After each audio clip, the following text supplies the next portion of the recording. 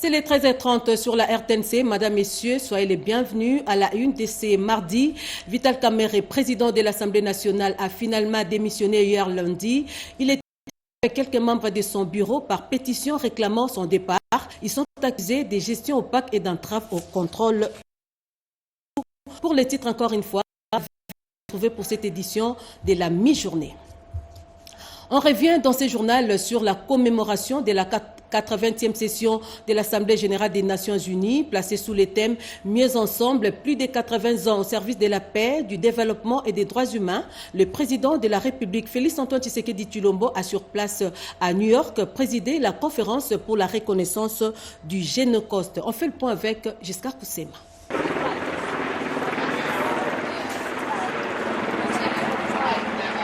80 ans d'âge, ça s'est fait. Créée en 1945, l'Organisation des Nations Unies a célébré 8 décennies de promotion de la paix, des droits humains, de progrès social, de développement durable au siège de l'ONU à New York. La République démocratique du Congo est représentée à cet événement au plus haut niveau de l'État par le président de la République, Félix-Antoine Tshisekedi Tshilombo, qui est arrivé à New York aux premières heures de la matinée de dimanche 21 septembre. Les 80 ans des Nations Unies ont été célébrés dans la grande salle de congrès en présence de plusieurs chefs d'État et de gouvernements venus des différents pays du monde entier. Pour le secrétaire général des Nations Unies, Antonio Guterres, il y a 80 ans, sur les ruines laissées par la guerre, le monde a fait germer l'espoir. Et une charte, une vision, une promesse, la paix est possible lorsque l'humanité fait bloc. Les Nations Unies se sont préoccupées d'aider les pays à instaurer une paix durable. L'ONU déploie des dizaines de milliers de casques bleus dans le cadre des opérations de paix afin d'aider les pays à passer des conflits à la paix. Des meilleures conditions de vie pour tous en promouvant la paix, les droits humains, le progrès social ainsi que l'accès aux soins de santé et à l'éducation. Les Nations Unies ont cherché à améliorer la vie des populations. Pays épris de paix et de justice, la République démocratique du Congo s'est frayée une place dans les concerts des nations grâce à la diplomatie agissante du président de la République, Félix-Antoine Tshisekedi Tshilombo. La RDC a été élue au Conseil de sécurité et la RDC se retrouve vice-présidente de la 80e Assemblée générale des Nations Unies, l'actuelle Assemblée générale. Merci Kibambe Somwe. Et en marge justement de cette 80e session de l'Assemblée générale, le secrétaire général de l'ONU, Antonio Guterres, a reçu le président de la République, Félix-Antoine Tshisekedi Tshilombo. L'Est de la RDC en proie à l'insécurité et la mission des Nations Unies en République démocratique du Congo était au cœur de cette rencontre. Une fois de plus, Pierre Kibambe Somwe.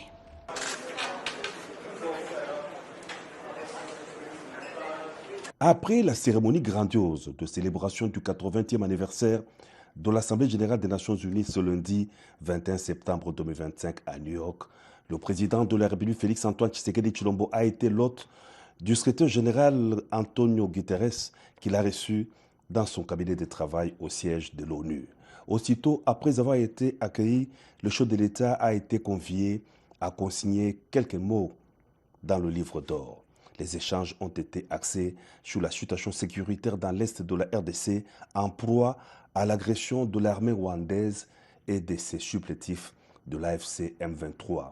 Le secrétaire général de l'ONU a tenu notamment à s'enquérir de l'évolution des processus de Washington et de Doha pour la restauration de la paix durable dans l'est du territoire de la RDC. De la mission des Nations Unies en RDC, il en a été aussi question au cours de l'entretien. La mission est assurée par la MONUSCO, mission de l'Organisation des Nations Unies pour la stabilisation en République démocratique du Congo.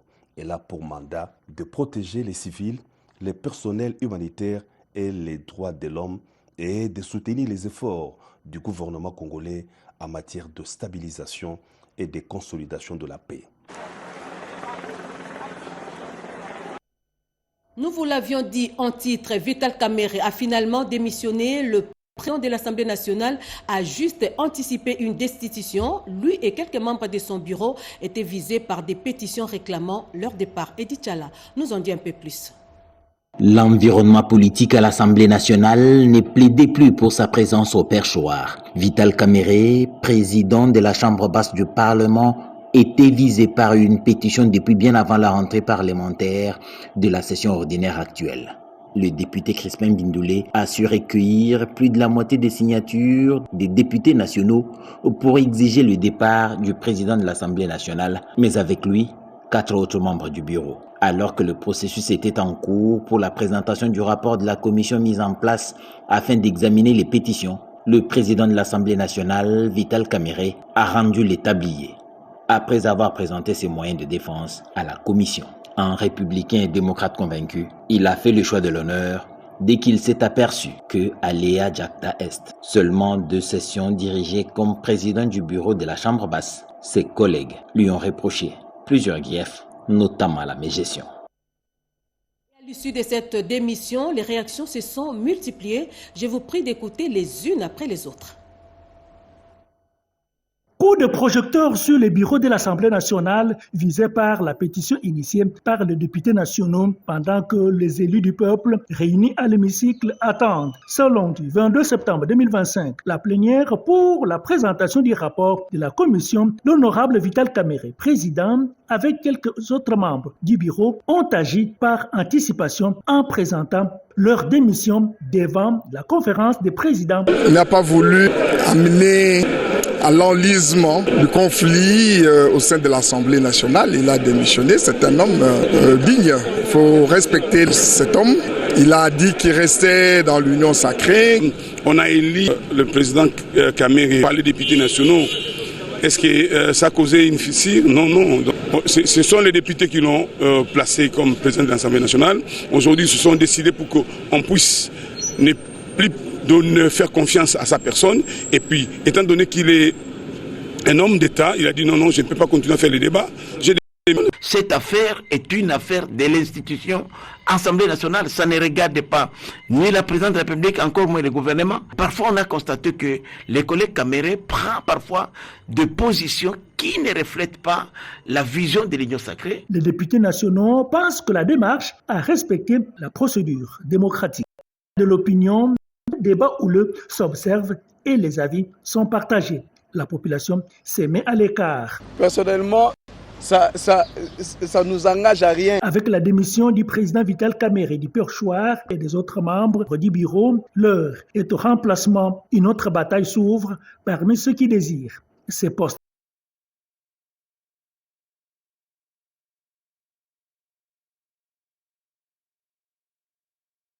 Session ordinaire de septembre de précision. Le président du Sénat, Jean-Michel Sama Lukonde, a présidé lundi la première conférence de présidents de la session ordinaire de septembre 2025 tenue au Palais du Peuple. Cette rencontre stratégique avait pour principal objectif l'examen et l'adoption du calendrier des travaux à réaliser durant toute la session. À l'issue de la réunion, la rapporteure du Sénat, Nefertiti Ngoudia, et que les préparatifs fassent bien et que la première plénière de cette session sera convoquée incessamment. Restitution peut-être, mais que effectivement nous venons d'avoir notre première conférence des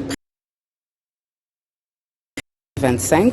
Cela c'était pour examiner les calendriers des travaux que nous aurons suivre durant toute la session. En tout cas, c'est ce qui est à retenir, c'est que nous sommes en train de nous préparer pour le lancement de notre plénière, la première plénière qui aura lieu incessamment en tout cas.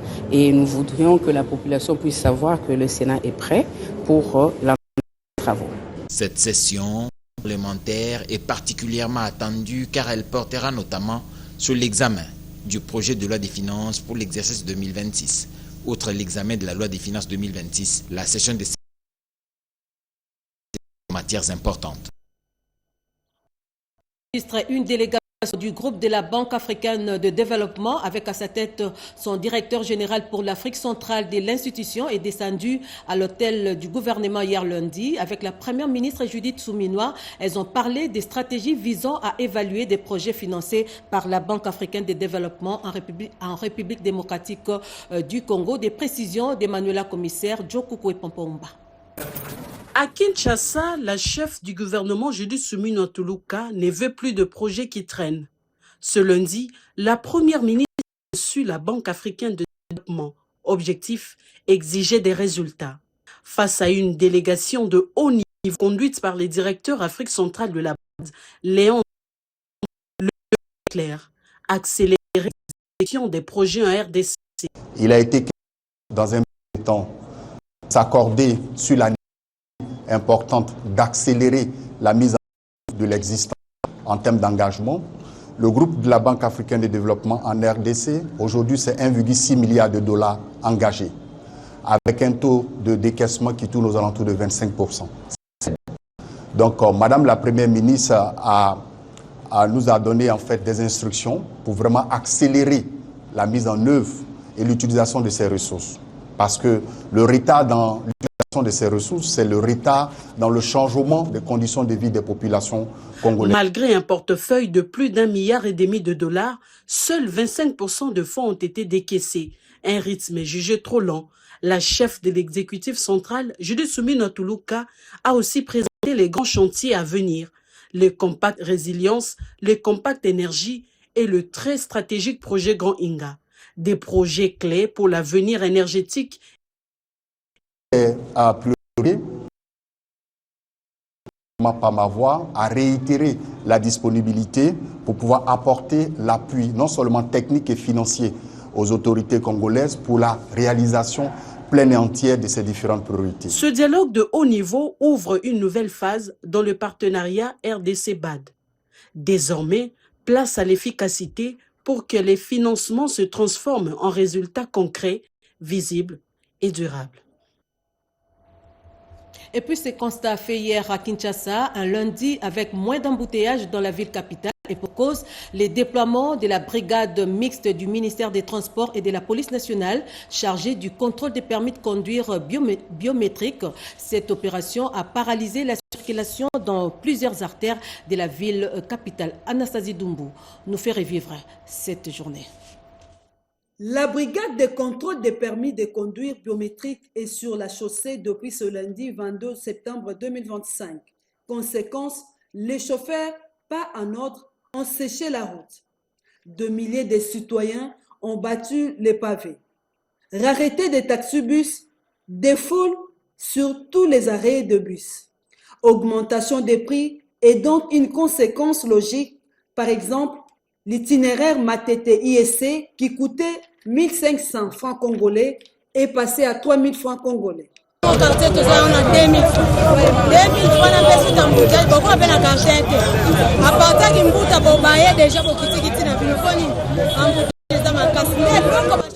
Chaque chauffeur fixe les prix selon son consentement. Nous parcourons de longues distances à pied. C'est pourquoi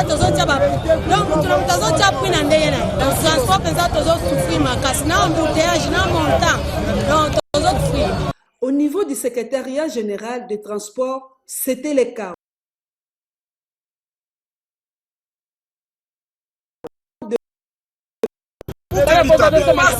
C'est tout un problème. Non, on ne sait pas. Où irons-nous? Nous venons juste ici avant marcher pour récupérer le permis. Donc c'est vraiment impossible. Là, pour entrer là, il faut donner quelque chose. Si vous avez des francs congolais, donc on ne va pas vous recevoir. Et puis pour en avoir, c'est tout un problème. On met des bureaux pour toute la vie de Kinshasa. Rien que c'est dans les délits. On ne sait pas pourquoi ces gens de transport sont en train de financer la population. Les Congolais veulent toujours se mobiliser en dernière minute alors qu'un délai légal a été donné depuis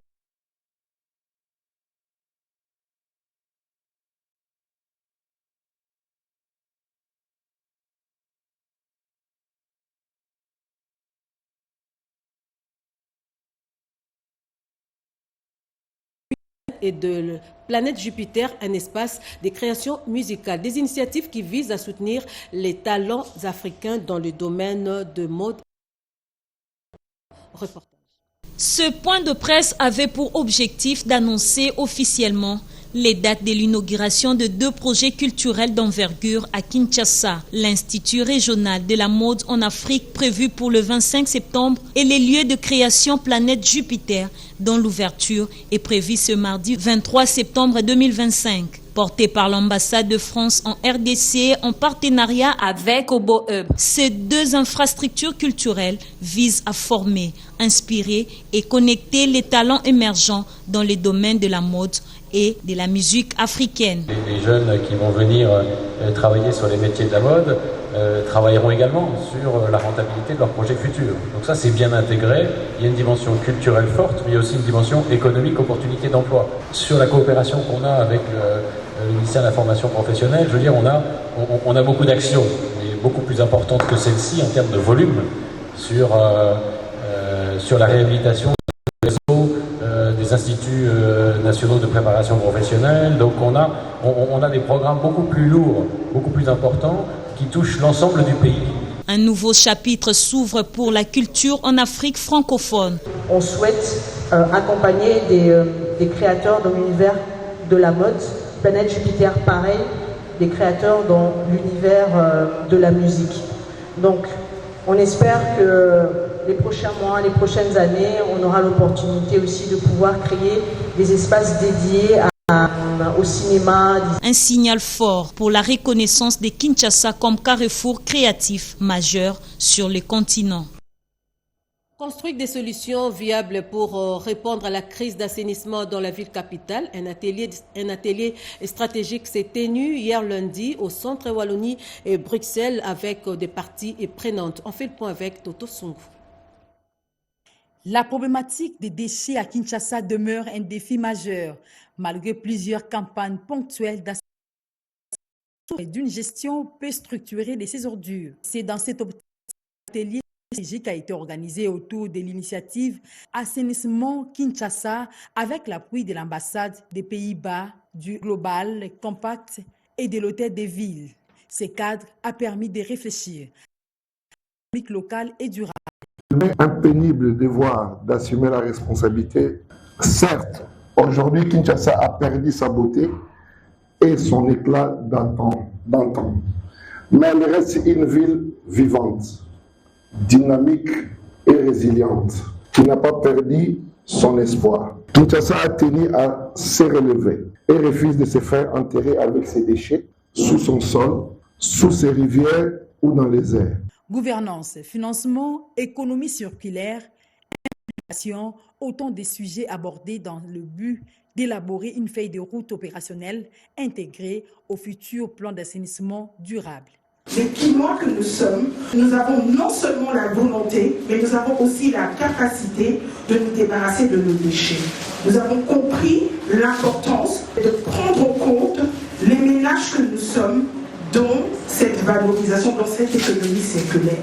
Une avancée pour une ville plus propre, plus saine et économiquement dynamique. Infrastructure, une délégation mixte d'experts du ministère des Finances, des Transports et de la BESECO séjourne à Bunia dans la province de l'Ituri. Elle y est allée évaluer les travaux réalisés par l'entreprise Mongabao et cette mission a été reçue par le gouverneur militaire, le lieutenant-général Luboya Kachama Johnny. Sarah Mugiza, reportage. Bunia, chef-lieu de l'Ituri, devenu pôle de développement par la volonté du Félix Tshisekedi, président de la République. Cette ville, qui portait jadis une étiquette macabre, connaît un boom infrastructurel sous l'état des sièges, notamment à travers la modernisation des sa voirie et de son aéroport. Des travaux bien exécutés par l'entreprise Mongabao appartenant à un compatriote congolais, Joseph Elia Kilimali, a noté avec satisfaction une délégation du ministère des Finances et des Transports, évaluation technique et financière de ces projets à Bunia. Nous pouvons dire que nous sommes satisfaits de la visite et du travail abattu par Mongabao. Nous pouvons qu'encourager une entreprise congolaise qui a fait ce travail. Et certes, il y a quand même des recommandations par rapport aux travaux qui sont en cours pour que nous puissions avoir de l'espace, que la RVA puisse dégager l'espace et la MONUSCO également, pour que l'entreprise ait de l'espace pour accomplir les travaux repris dans le contrat de l'entreprise Mongabaon.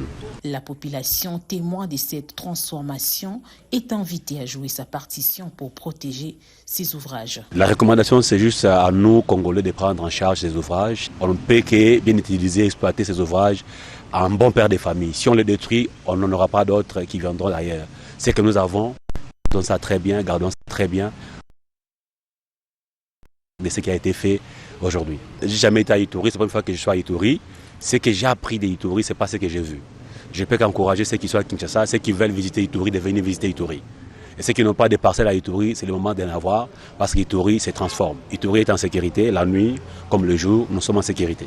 Financé par les gouvernements centrales, les travaux de modernisation de la voirie sont exécutés sous l'œil regardant du gouverneur militaire, le lieutenant général Luboyaka Chamadjoni. La bonne gouvernance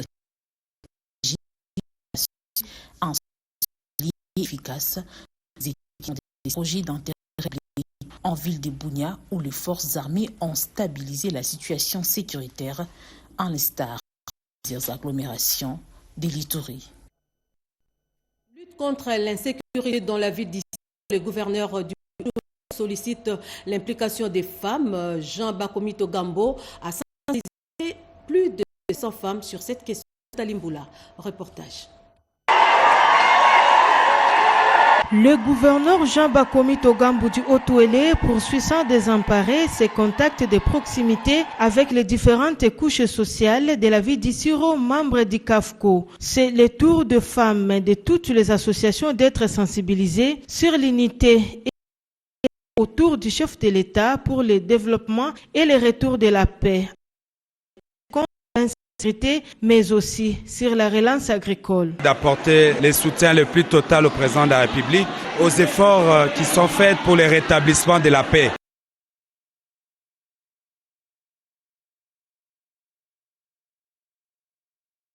De notre province. Elles doivent dénoncer, être vigilantes, mieux collaborer avec les services de sécurité, doivent rejoindre les gouvernements provinciaux dans la relance de l'agriculture. Nous sommes contents qu'elles se sont engagées de tous les soutiens nécessaires. De la côté, les femmes ont bien apprécié l'initiative de Jean Bakomito Gambo avec promesse de bien jouer leur rôle à tous les niveaux. Merci à l'excellence du gouvernement. Trouver des solutions palpables. Comme nous sommes des mamans, nous sommes prêts pour la guerre hors d'état de nuire cette situation d'insécurité qui plane dans notre province.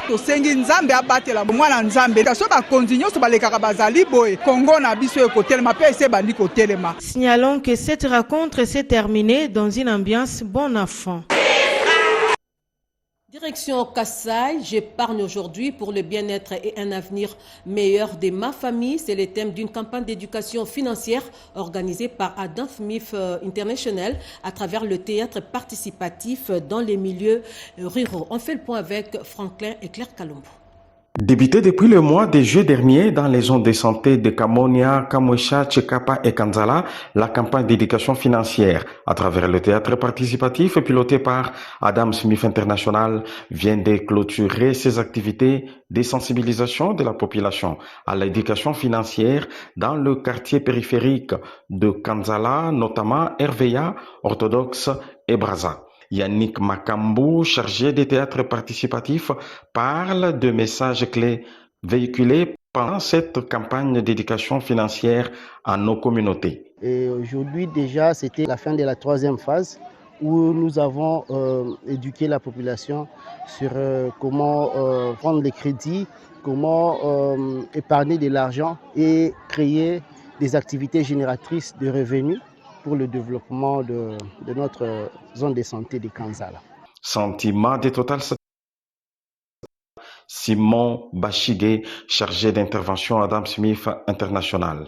Oui, nous avons apprécié parce que nous avons vu juste après le théâtre, il y a eu la réaction de la communauté. Suivant les témoignages que les mamans et même les papas ils sont en train de donner, on a compris que c'est la situation qu'ils sont en train de vivre ici et ils sont prêts à changer. La campagne d'éducation financière à travers le théâtre participatif qui vient de se clôturer ce jour à Chikapa a été organisée par Adam Smith International à travers les projets Tudienzele sous les leads de l'ONG ADRA avec les financements américains.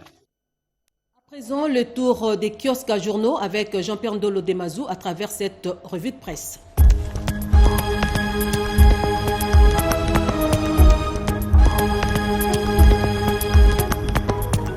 Bienvenue mesdames, messieurs à cette revue de presse du mardi 23 septembre 2025. Le Rwanda déploie un arsenal anti-aérien à Massissi, annonce Ouragan.cd. Le spectre d'une escalade militaire d'une grande gravité plane dans l'est de la RDC. Depuis dimanche 21 septembre, l'armée rwandaise aurait déployé du matériel militaire sophistiqué, notamment des missiles solaires dans la colline stratégique de Katale dans le territoire de Massissi. L'alerte a été donnée par le député national et leader des volontaires de défense de la patrie, Prince Willy Michiki.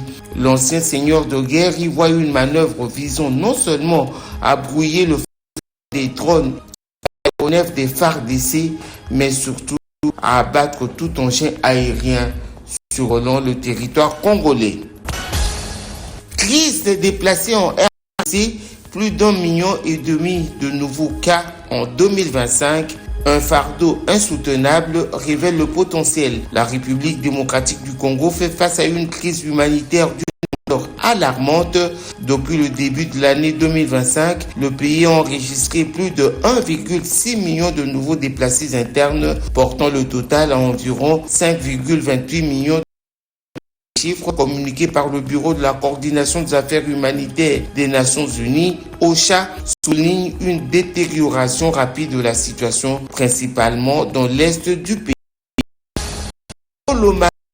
Bankoulou, 10 personnes mortes après avoir bu une eau polluée, note Forum des As. Le territoire de Malimbankoulou, situé dans la province du Haut-Lomami, continue à faire face à une pénurie sans précédent d'eau potable. Selon l'Institut de recherche en droits humains, 10 personnes sont décédées après avoir consommé une eau polluée et des poissons par des acides dans la rivière Kalouboué, les lacs Ziba et Kibala. L'organisation de défense des droits humains pointe du doigt l'entreprise Minerals Ressources.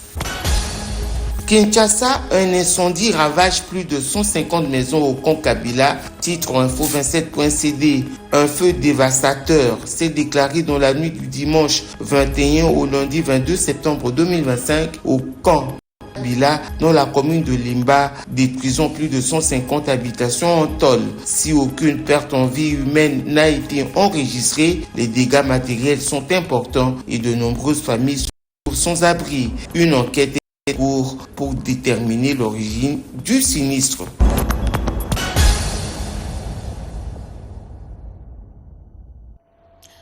C'était un réel plaisir pour nous de vous tenir compagnie à travers cette édition de la mi-journée au nom des différentes équipes à la rédaction. Nous vous disons pour votre confiance et fidélité à la télévision nationale congolaise. Je vous souhaite un bel après-midi en compagnie de nos programmes et surtout, prenez soin de vous.